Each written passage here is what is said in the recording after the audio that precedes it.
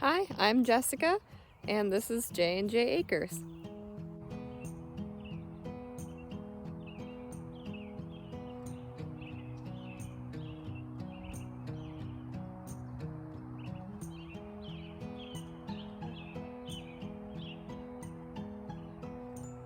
So it's spring again, and when spring happens, we get strange weather like this. Super sunny, also super rainy, and also super windy. This guy came down from one of our trees and likely bounced off the power lines and then fell to the ground. That is a pretty thick branch. That is a couple times the width of my arm. Maybe the width of my leg. The stumpery is looking lush. We've got some blooms on what I thought was the dead salmonberry. You've got a big compost pile. That's grass clippings and mostly moss. So I guess it's moss clippings from the lawn. We're trying to reseed the lawn to make it a little bit more grass in front and a little bit less moss, even though I love the moss. This time I prepared all of our wave of salmon berries are coming in, and we've got little berries coming out of the flower now, and it's starting to take over the lawn just a little bit, but I kind of like it.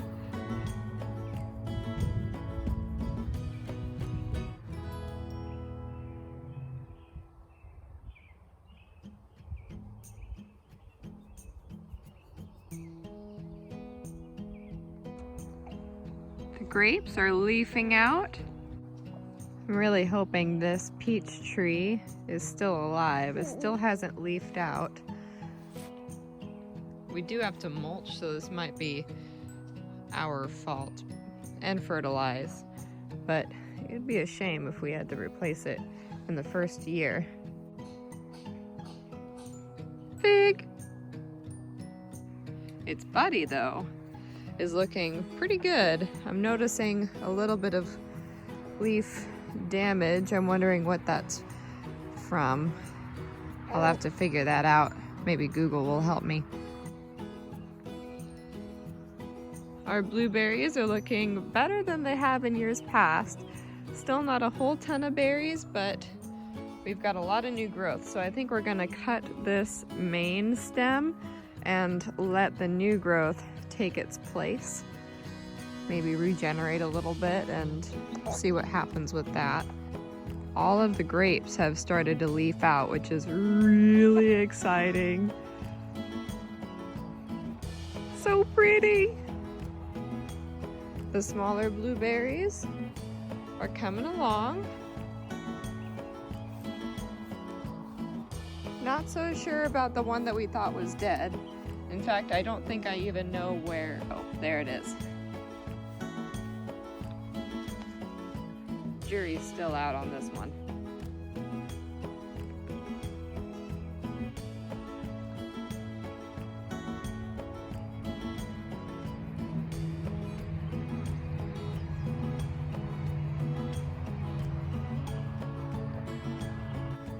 The elderberries are looking pretty good. Still can't believe how much they grew in just 1 year. And that brings us to the main part of the garden.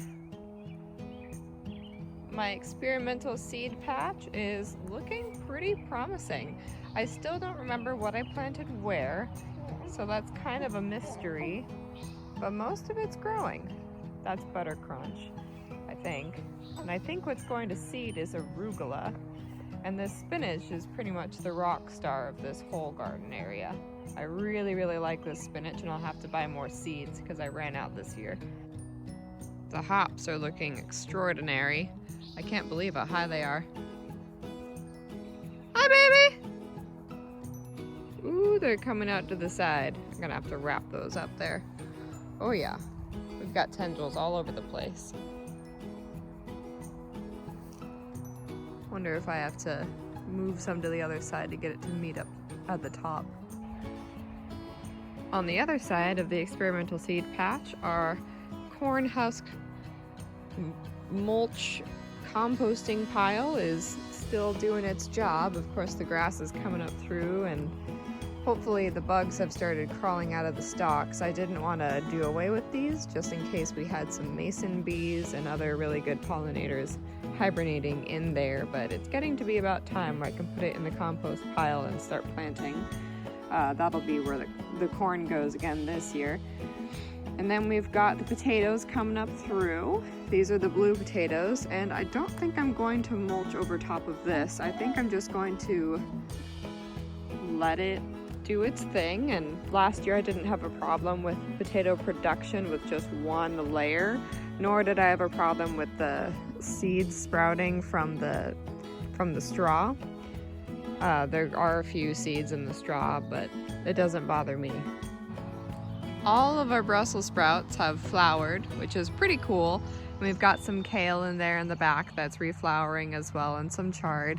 But the bees are buzzing all over it, which is really cool to see. And I'm gonna seed save from these and see if I can grow them again this year. Unfortunately, our mustard greens patch is also starting to go to seed, so I've been snipping off the flower heads on those. I missed one. So this is a reseeded or self-seeded mustard greens patch. And I'm pretty excited because we're already harvesting from it and I did no work to get it. Ultimately, I will be pulling up a lot of the stuff that's in here. Not the mustard greens, we're keeping those. But everything from last year I'll be pulling up and tossing to the chickens or in our compost pile. And I'll be planting, well, weeding first and then planting tomatoes back in here in this, and maybe more spinach if I can find some more seeds or some chard in there. And I'll be harvesting greens for most of the summer from that, plus the tomatoes, and then the asparagus, which has started to come up and fern out. I'm just going to let fern and let flower, and all of that energy will go down into the crowns, which is another word for the roots, and hopefully in a couple years I'll be able to harvest. Okay, this is pretty interesting. So we've got what looks like either perpetual spinach, which is a type of chard, a variety of chard, or just regular green chard growing here, and it looks pretty healthy. There's not really any insects on it at all. But then we've got this overwintered Russian red kale, and it is completely covered in aphids, just zillions and zillions of aphids, and it's all over all of the old stalks of the kale. And I did some research, and apparently some old kales or some old lettuces, if they're allowed to overwinter and get older than the comparative plants nearby, they'll act as a trap. It's called a trap plant. They'll trap pests there where the plant is not really producing any leaves, and it'll leave the ones that are producing leaves pretty much unbothered. And it could just be that the aphids don't prefer the chard, which would be great. But we've also got some brassicas. These are Brussels sprouts, a variety of brassica that I've been pulling leaves from, and they are pretty much entirely pest-free. There's just some leaves that have yellowed and died from age. These have all overwintered, but I've been getting some really nice big leaves for all of my cooking purposes. So I can't really hate on these aphids because they're not really doing anything bad to my garden right now. Miracle of miracles, I weeded a bed. Just 2 more to go. If you can even tell where they were. It's been so warm that the seeded Russian red kale from this spring, so just a month ago, has already gone to seed. Global warming is kind of strange. I'm pretty sure this is a sweet pea. Huh. Still waiting on this guy to go to seed. Trust me, there are onions in here. I promise you. Have faith. Even if they just turn into green onions because I've left it for too long, at least I'll have delicious green onions. The garlic is looking beautiful. I'm hoping it'll head up. I'm not really sure how to do it. And along the back, I planted some more peas. And of course, the transplanted ones are doing fabulously. We've already got, oh, a dead one. We've got a couple peas on some of these already, but I'm letting them fatten up. Last year's purple beans, still kind of on this trellis, but I don't really want to pull them off. I'm kind of don't have the energy for that. My cabbages that never cabbaged. The surprise broad beans are going strong. We'll have beans pretty soon.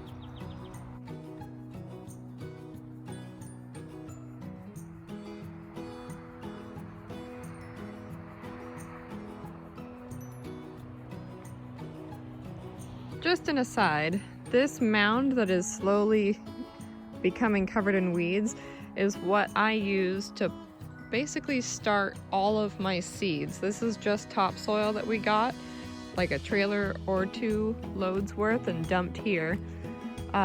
We need to pull the stuff growing on it, but what's kind of nice is that since it's exposed, it doesn't become dead. All the microbes inside don't die off, and it can still absorb water just fine, and anything that grows on it just indicates that it's pretty good to actually start seeds.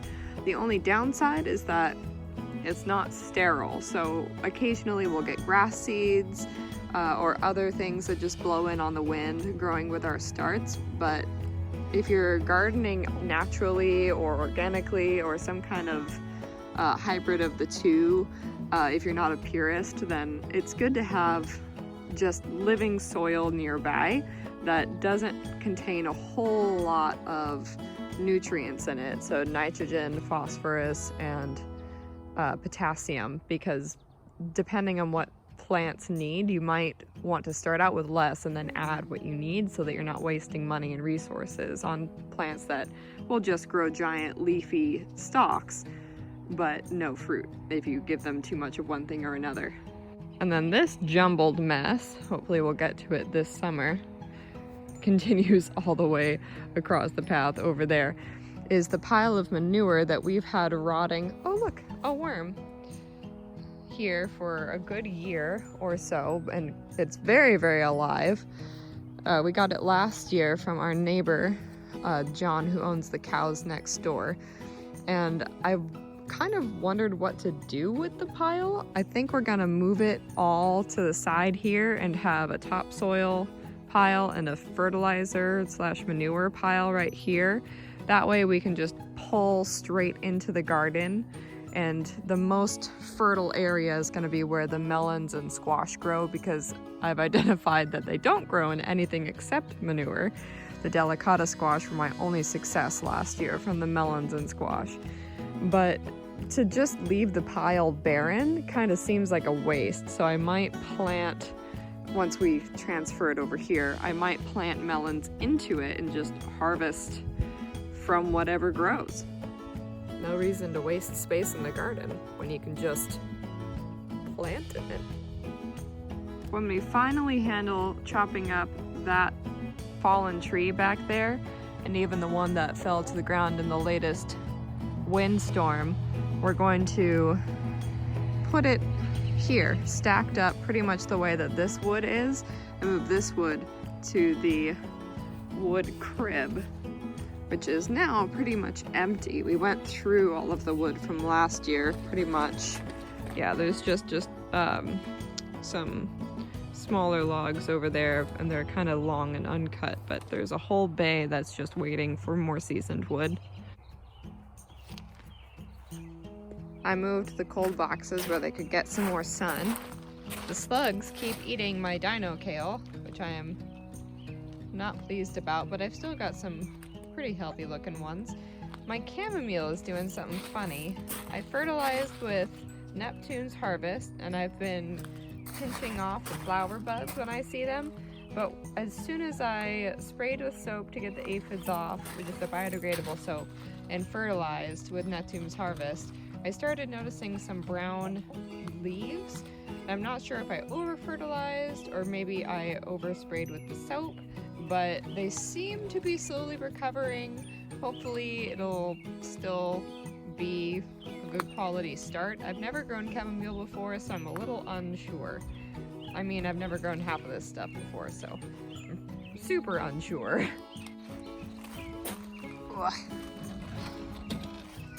My summer squash is looking pretty good. I think I've got a couple winter squash in there as well. We've got some pumpkins, some delicata, acorn, and butternut squash. And I'm hoping those continue to leaf out and grow in here. I'm hardening them off differently than I've seen online. This is kind of what Monty Don does, where he moves all his starts to a cold box and just opens the cold box once or twice a day. And then that's the alternative to bringing them in and out of the greenhouse, which would kill me. My tray of purple beans that I planted just a couple days ago, so those are not sprouting yet. And some herbs. We've got lavender, more problematic chamomile, and and then the rosemary. And the rosemary did pretty sadly. I'm not sure if it was just old seeds or what. I'm pretty sure it's user error. The lavender did a little bit better, but I reseeded a tray of both, so that hopefully I'll have more soon. And that little area in there is just my leftover starts that I need to plant. The rye patch is doing rye stuff. It doesn't look so much like grass anymore. A few of these stalks even have the actual thing. I'm not really sure what it's called, maybe a husk. I know it's where the berries are stored, the rye berries. Maybe this one's actually bearded barley. I think that one's a leftover bearded barley. Let's see if I can find a rye. Oh boy, lots of leftover bearded barley. Interesting. The native blackberries are flowering. What you see in the back there is the invasive species of blackberry, but right here, more the vining one right here that's blossoming, that's the native blackberry. Super exciting. I love berries. And some raspberry on our transplanted canes, which I just stuck in the ground at the height of summer last year with one round of watering and then neglect. Jess has a little nursery going on here with some dahlias. And thanks, Nate, for letting us borrow your rototiller. It has saved us on so many occasions. More little raspberries. I seem to have done something dumb with all of my trees because there's barely any flowers on any of them. There's some. We might get 4 apples. The cherry tree has finished blossoming. We'll have cherries soon, so I need to cover this with a net. These 2 rhodies have yet to bloom, but they are coming along. And then the one up there is yet to bloom as well. Oh, we've got a chicken battle going on over there.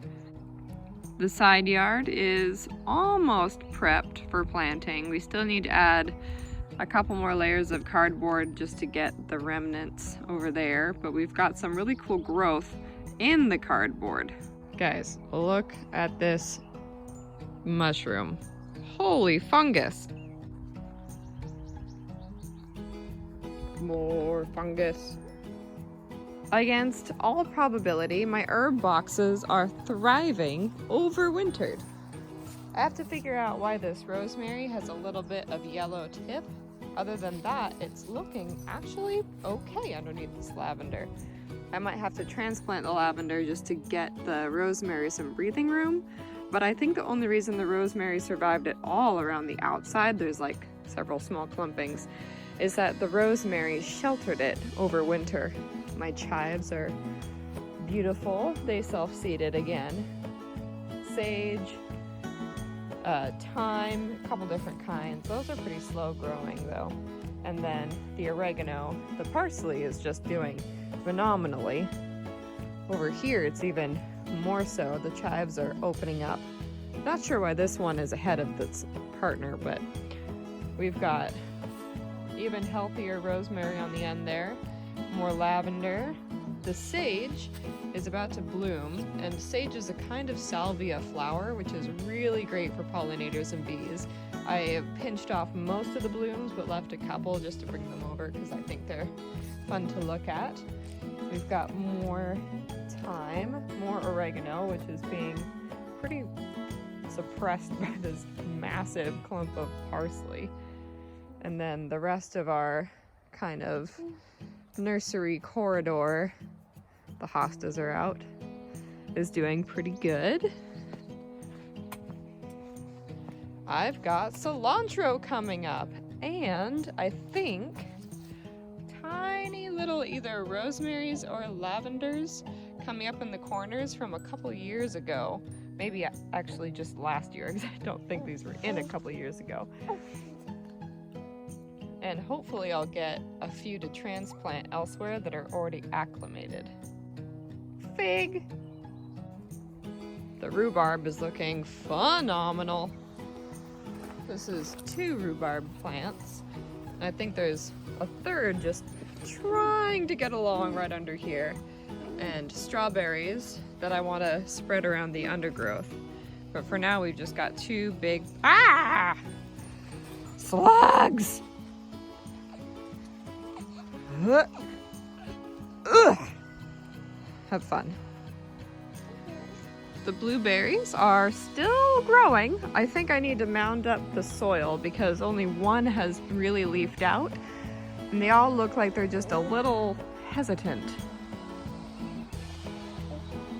But they do have a bunch of flowers, so hopefully I'll get a good crop at least, and then fertilize the crap out of them for the next years.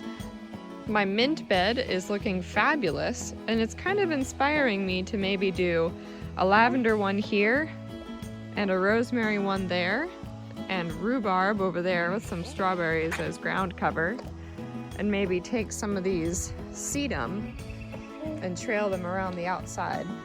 Oh, parsley. We've got strawberries in the border. That is cool. I want them everywhere. Another garbage flower installation there. I think Jess tossed those in a bucket last year because he thought they were dead, and they grew, and then the bucket tipped over and the soil spilled out, and I shoved it all back in, but they never bloomed. Okay. The greenhouse.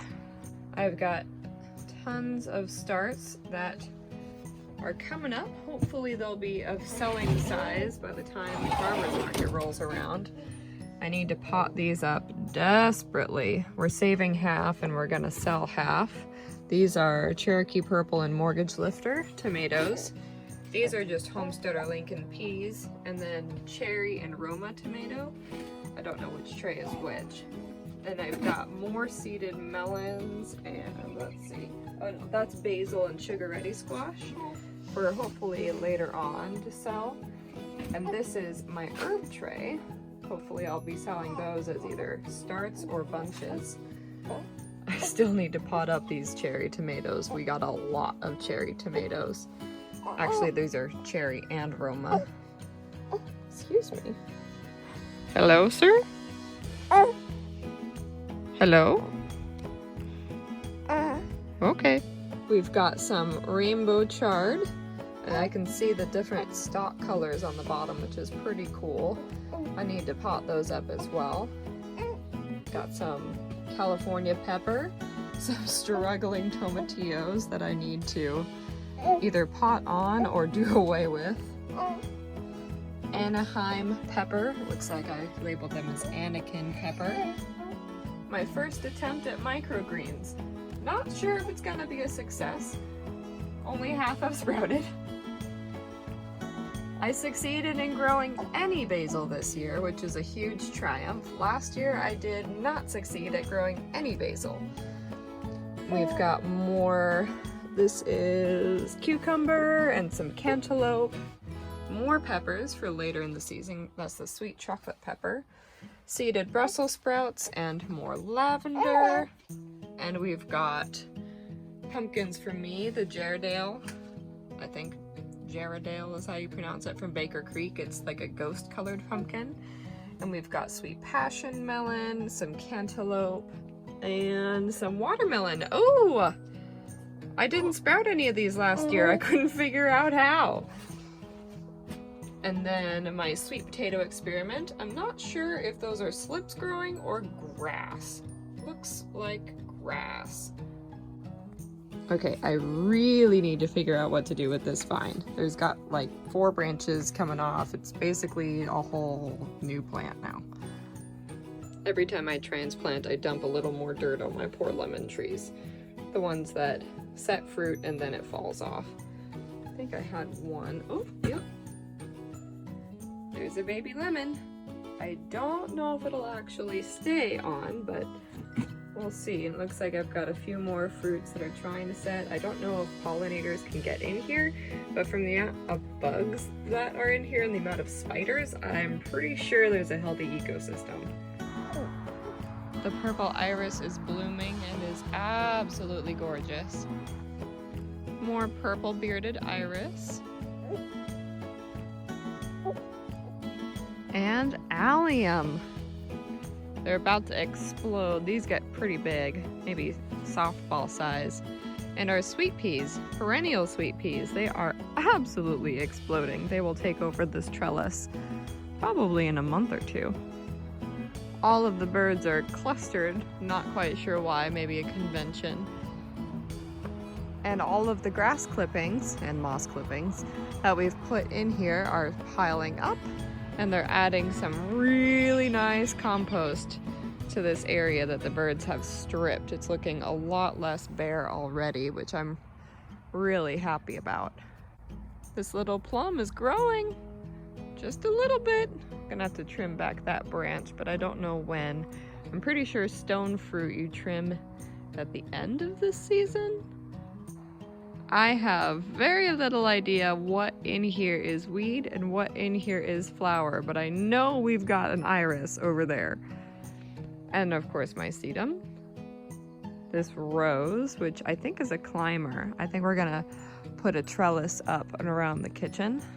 I need to extend that chain because I can't reach it, and that's where the hummingbird feeder is. I don't know if that's a lamb's ear, but I think it's a lamb's ear.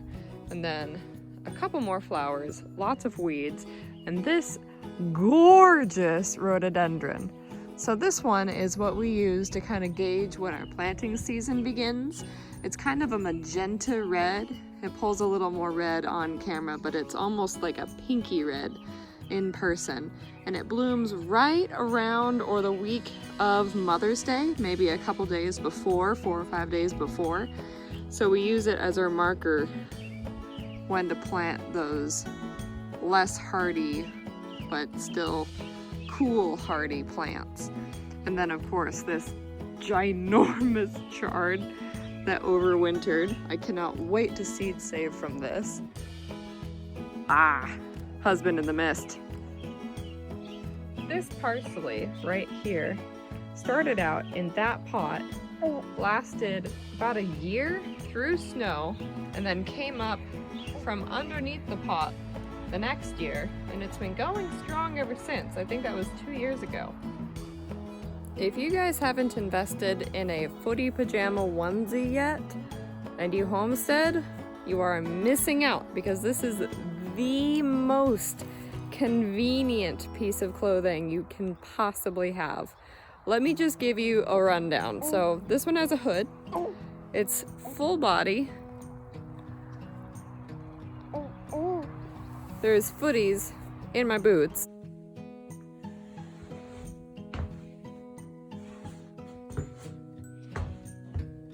And on top of pockets, it's got a zip up butt flap, so you don't really even need to take it off. And with a carrier, that can be really nice because sometimes I don't really have the ability to put him down without him screaming and you like gotta pee. So you just unzip and then you rezip and you're good to go.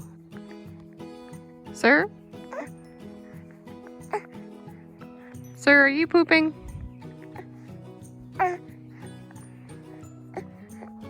So that's it for today. Real quick tour. I just wanted to document what everything looked like at the very beginning of May in 2021.